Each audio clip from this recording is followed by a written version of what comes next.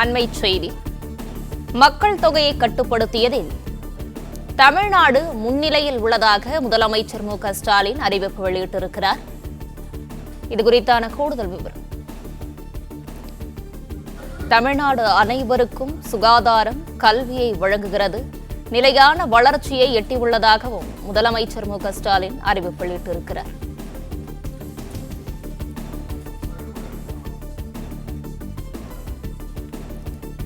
மக்கள் தொகையை கட்டுப்படுத்தியதில் தமிழ்நாடு முன்னிலையில் உள்ளதாகவும், தமிழ்நாடு அனைவருக்கும் சுகாதாரம், கல்வியை வழங்குவதாகவும், நிலையான வளர்ச்சியை எட்டியுள்ளதாகவும் முதலமைச்சர் மு.க.ஸ்டாலின் அறிவிப்பு வெளியிட்டிருக்கிறார்.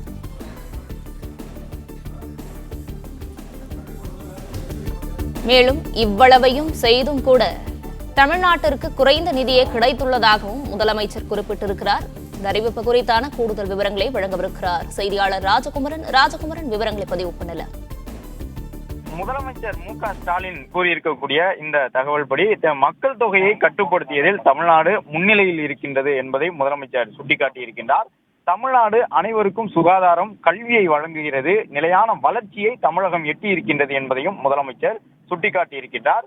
தமிழ்நாடு ஒருபோதும் தலைவணங்காது என்ற தகவலையும் முதலமைச்சர் அவர்கள் தற்பொழுது உறுதிபட கூறியிருக்கின்றார்.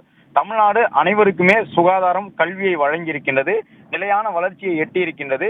இவ்வளவை செய்தும் கூட தமிழ்நாட்டிற்கு குறைந்த நிதியே கிடைக்கின்றது என்பதையும் முதலமைச்சர் சுட்டிக்காட்டியிருக்கின்றார். தமிழகத்திற்கு வழங்கக்கூடிய நிதியின் அளவு தொடர்ந்து குறைவாகவே இருக்கின்றது என்பதை சுட்டிக்காட்டக்கூடிய விதமாக முதலமைச்சர் இந்த கருத்தை சொல்லியிருக்கின்றார். அது மட்டுமல்லாமல் தமிழகத்தினுடைய எதிர்க்கட்சி தலைவர் எடப்பாடி பழனிசாமி அவர்கள் டெல்லி பக்கம் நிற்கிறார் என்ற ஒரு குற்றச்சாட்டையும் முதலமைச்சர் பகிரங்கமாக தற்பொழுது முன்வைத்திருக்கின்றார். கடந்த 3 நாட்களாகவே எடப்பாடி பழனிசாமி அவர்கள் தமிழகம் தழுவிய சுற்றுப்பயணத்தை மேற்கொண்டு வரக்கூடிய நிலையில் முதலமைச்சர் அவருடைய கருத்துக்களுக்கு, அதாவது எதிர்க்கட்சி தலைவர் எடப்பாடி பழனிசாமி தெரிவித்து வரக்கூடிய பல கருத்துக்களை சுட்டிக்காட்டி பாஜகவினுடைய கருத்தாக எதிர்க்கட்சி தலைவருடைய கருத்து இருக்கின்றது என்ற குற்றச்சாட்டை சொல்லி வருகின்றார். இந்த நிலையில் தான் தற்பொழுது முதலமைச்சர் டெல்லி பக்கம் நிற்கின்றார் எதிர்க்கட்சி தலைவரான எடப்பாடி பழனிசாமி என்ற ஒரு குற்றச்சாட்டை முன்வைத்திருக்கின்றார்.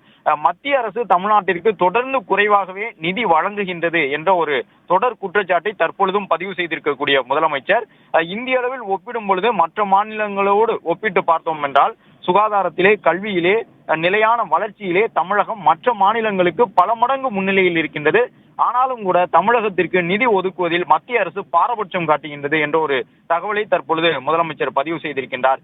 அது மட்டுமல்லாமல் மக்கள் தொகையை கட்டுப்படுத்த வேண்டும் என்ற முடிவு எட்டப்பட்ட அந்த காலகட்டம் தொடங்கி தற்போது வரை மக்கள் தொகையை கட்டுக்குள் வைத்திருக்கக்கூடிய ஒரு மாநிலமாகவும், மக்கள் தொகையை கட்டுப்படுத்திய ஒரு மாநிலமாகவும் தமிழ்நாடு இருக்கின்றது.